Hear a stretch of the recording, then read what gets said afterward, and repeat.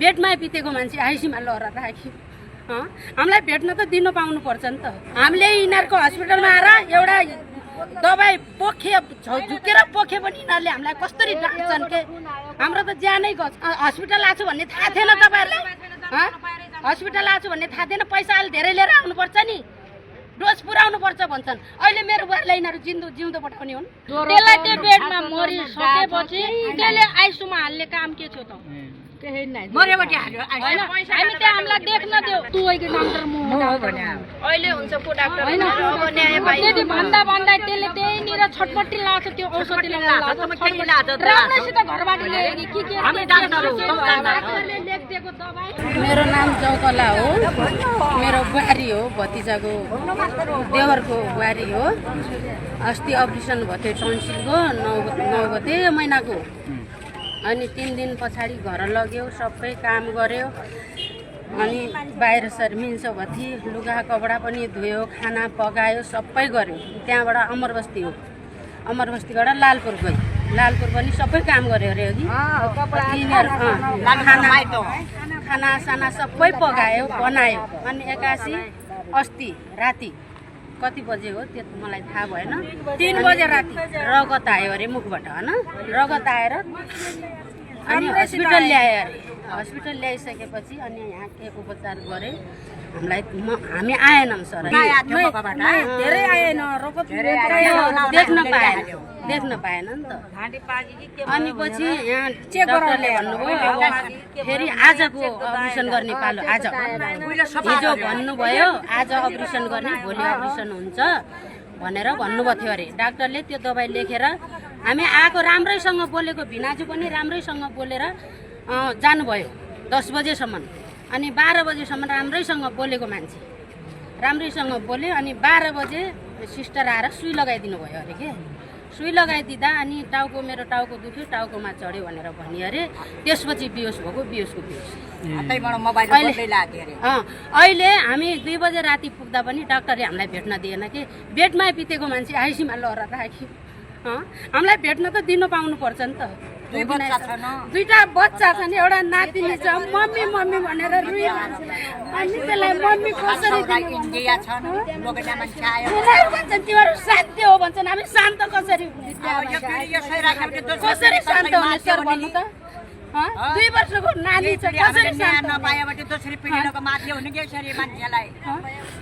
अहिले त हामीले यिनीहरूको हस्पिटलमा आएर एउटा दबाई पोखे झुकेर पोखे पनि यिनीहरूले हामीलाई कसरी डाक्छन् के। हाम्रो त ज्यानै गयो नि त। कस्तो डाक्छन् हामीलाई। पैसा नपुग्यो भने यिनीहरू के भन्छन्, हस्पिटल आएको भन्ने थाहा थिएन तपाईँहरूलाई? हस्पिटल आएको भन्ने थाहा थिएन? पैसा अलि धेरै लिएर आउनुपर्छ नि, डोज पुऱ्याउनु पर्छ भन्छन्। अहिले मेरो बुहारीलाई यिनीहरू जिउँदो पठाउने हुन्। त्यस्तो भन्छन् सर। यिनीहरूलाई गर्ने के? पहिला यो डाक्टरको खारिदिनु पर्यो, यो हस्पिटल बन्द हुनु पर्यो। भने कि लास बितिसकेपछि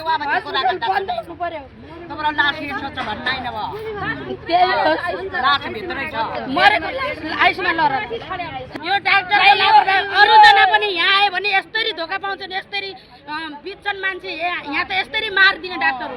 हाम्रो मान्छे यसको टाउको दुख्यो भन्दै पनि मैले के अरे कति लाख पैसा लगाएर तपाईँलाई थाहा छ कि मलाई थाहा छ? म डाक्टर हाली मारेको हो त्यसले। हामीलाई त्यो पक्कै नै थाहा छ। हामीले घरदेखि लुगा कपडा धुई, खाना पकाइ, खाना खाइ आएकी हस्पिटल। सुई लगाउनै त्यसले सुई लगाउँदै त्यो बेहोस भयो कि। एउटा 5 वर्षको छोरा छ, 2 वर्षकी छोरी छ। श्रीमान कता हुनुहुन्छ? श्रीमानले भनिरहेछ, कराइरहेछ। श्रीमानले सुई लगाए सिस्टर, सुई किन लगाउनु भयो? यो सुईले त मेरो श्रीमतीको टाउको हान्यो, छटपट्टि लाछ भन्दै पनि तपाईँ डाक्टर हो कि म डाक्टर हुँ? लगाएर पढेको डाक्टर भन्दै त्यसले गरेकी हो। तपाईँ यहाँ बस्नु नजानु भित्र नजानु आइसीमा राख्छौँ भनेर त्यो उसको लोग्नेलाई पनि जान्दिन अरे दिएन अरे डाक्टरले उसित त जान्दिनु पर्थ्यो नि त हो कि भित्र जान्दिनु पर्थ्यो नि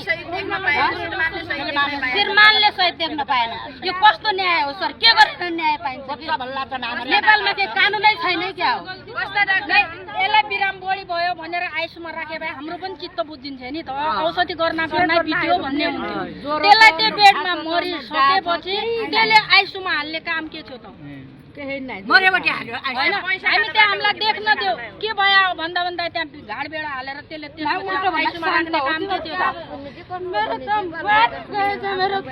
तिनीहरूको लास ठिकै छ कतिको छ भने ठिकै छ भने मरिसकेपछि आइसमा तब अब हाम्रो आन्दोलन हो न त्यो अस्पतालले ल्याउने बिरामी भने औषधि गर्न गर्नै होइन आइसुमा राख्यो गर्न भयो हामी पनि सहन्थ्यौँ हामी पनि मान्थ्यौँ गर्न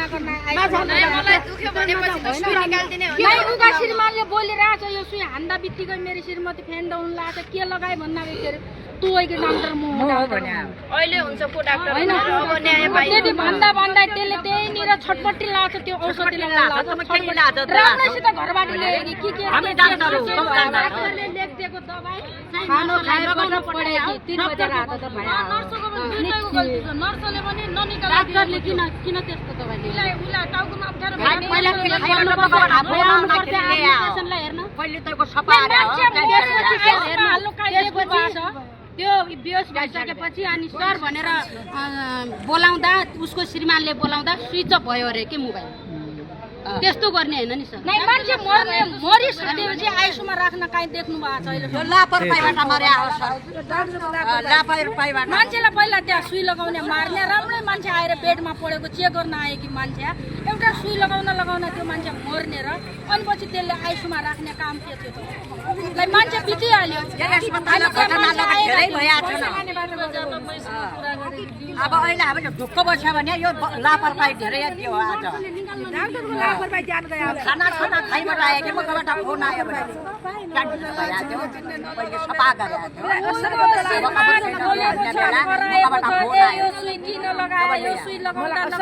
श्रीमती फेन्ड भए मैले राम्रैसित यहाँ ल्याएको छु भन्दै भने त्यसले तपाईँ डाक्टर हुनुहुन्छ कि म डाक्टर हुँ भनेर चिया नै लिनु त होइन नि त करोडौँ पैसा लगाएर डाक्टर बन्ने मान्छेले अहिले ज्यान लिनु अर्काको